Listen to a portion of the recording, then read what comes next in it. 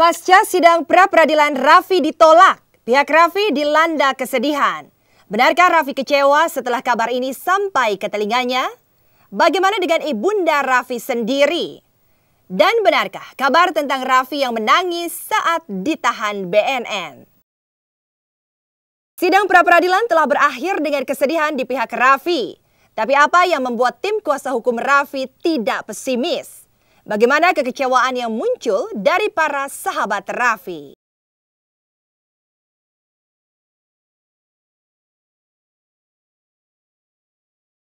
Dari kesedihan Raffi, finalis X Factor Indonesia yang harus pulang tadi malam juga menuai kesedihan. Seperti apa kesedihan yang dirasakan Illusia Girls karena harus pulang meninggalkan 9 finalis X Factor lainnya. Sementara itu kisah bahagia justru datang dari host dahsyat Ayu Dewi. Diizinkan pulang kemarin pasca melahirkan. Ayu Dewi dan sang bayi langsung disambut keluarga dengan acara syukuran dan upacara pemberian nama. Kisah tentang kesedihan kubu Raffi Ahmad, juga kesedihan di panggung X Factor Indonesia yang terangkai bersama kebahagiaan Ayu Dewi. Simak selengkapnya hanya di Intens.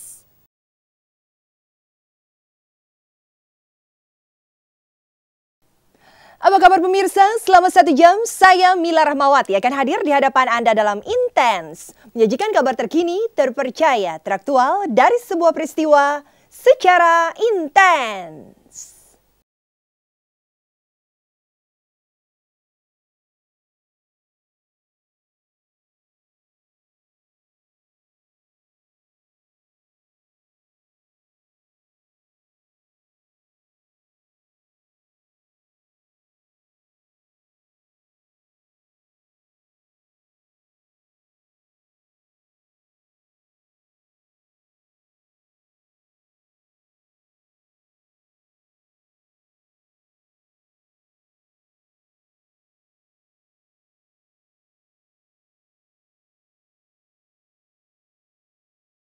Kesedihan melanda keluarga Raffi Ahmad pasca ditolaknya pra-peradilan terhadap Raffi Ahmad.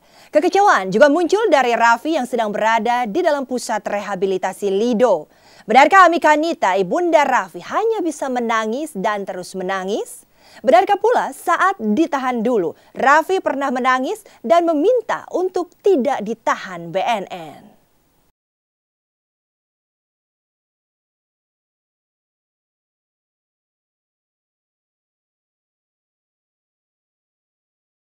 Upaya keras ibunda Raffi, Amika Nita bersama tim kuasa hukum Raffi selama berhari-hari menjalani sidang pra-peradilan akhirnya gagal sudah. Majelis Hakim dalam putusannya Kamis kemarin ternyata tidak mengabulkan permohonan pihak Raffi. Lalu bagaimana kabar ini ketika sampai ke telinga Raffi yang sedang di dalam pusat rehabilitasi Lido? Benarkah Raffi pun ikut merasa sedih dan kecewa?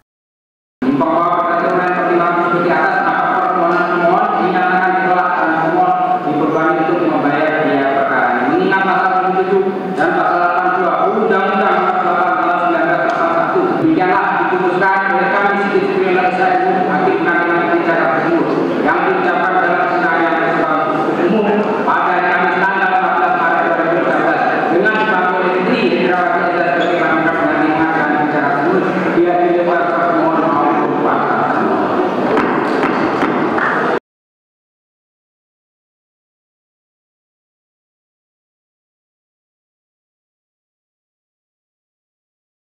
Raffi udah dengar, alhamdulillah kalau Raffi sendiri sih tawakal ya, dia sabar, tawakal, dia sabar, alhamdulillah. Raffi pun juga di sana tetap ibadah terus segala macem.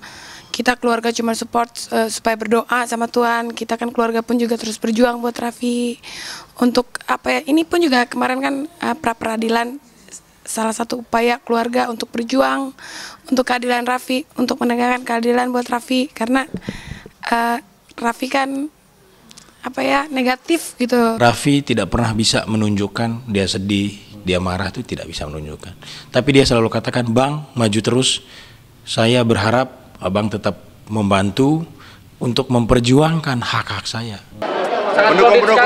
Saya pikir nggak apa-apa. Ini pembelajaran bagi masyarakat kita untuk juga mengikutin sehingga nantinya tahu.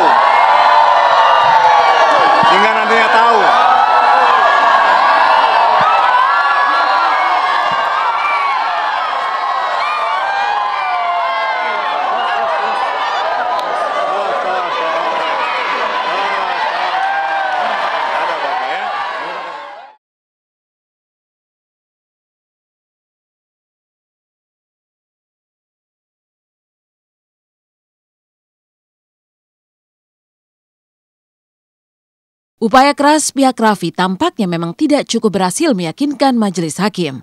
Sementara pihak BNN sendiri menyatakan bahwa ditolaknya permohonan pra-peradilan terhadap Raffi adalah sebuah kemenangan terhadap kebenaran, serta merupakan kemenangan seluruh rakyat, yaitu dalam spirit untuk memberantas narkoba.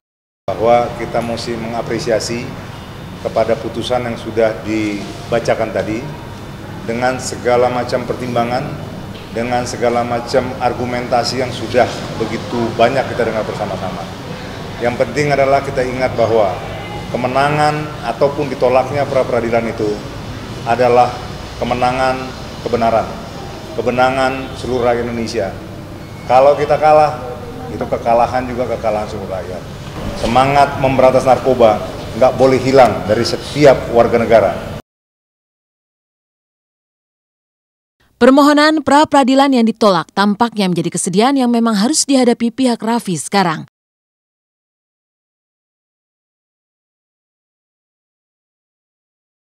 Ami Kanita, ibunda Raffi, kabarnya pasca menghadiri sidang pra-peradilan yang menolak permohonan Raffi, hanya bisa menangis dan terus menangis. Dalam curhatnya kepada Hotman Paris Hutapea, ibunda Raffi itu hanya bisa berharap agar masih ada jalan yang bisa ditemukan untuk menyelamatkan sang anak. Ami, ibunya Raffi, begitu keluar dari sidang, dia masuk ke mobil nangis, sepanjang perjalanan dia nangis. Kemudian dia telepon saya dengan muka dengan suara yang seduh-seduh. Dia menceritakan telah putus. Oke, terus saya bilang ya sabar aja. Tapi Ami masih yakin, kan masih terbuka, masih ada jalur lain yang harus ditempuh, yaitu Ami masih yakin bahwa kejaksaan akan mengkoreksi tindakan dari penyidik BNN. Ya adalah, kalau kekhawatiran seorang ibu ada, cuma berdoa dan berdoa. Mungkin kekuatan doa bisa membuat Raffi bebas, itu aja. Saya udah berdoa aja, kun fayakun. Apalagi saya kehilangan lah, apapun anak saya, jiwa raganya sedang tidak bebas, sedang ditahan. Itu yang membuat saya sedih gitu kan.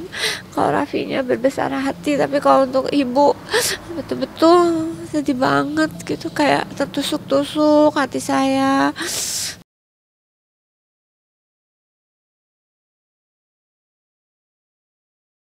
Iya, saya kan sedih gitu ya, ngeliat tante saya, dia diam, dia terpukul, dia nangis. Kan apapun juga itu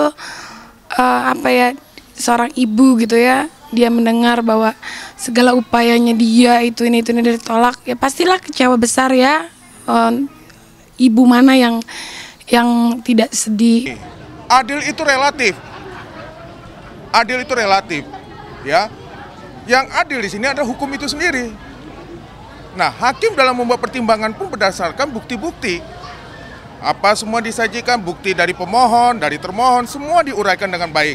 Artinya di sini semua, segala sesuatunya dikupas oleh majelis hakim. Jadi bagi kami di sini adalah hukum yang menang, bukan masalah personal BNN atau personal daripada Raffi itu sendiri. Kasus Raffi Ahmad memang benar-benar menyita perhatian. Sementara bagi keluarga dan tim kuasa hukum Raffi, kasus Raffi sekaligus sangat menguras tenaga, waktu dan pikiran. Apalagi pasca upaya pra-peradilan ditolak, kabarnya pihak BNN sendiri sedang mengupayakan perpanjangan masa penahanan Raffi jika memang P21 belum bisa dilimpahkan kepada kejaksaan. Tapi benarkah di balik semua proses yang dijalani Raffi, pihak BNN kemarin juga mengungkapkan bahwa Raffi ternyata pernah menangis-nangis saat ditahan oleh BNN.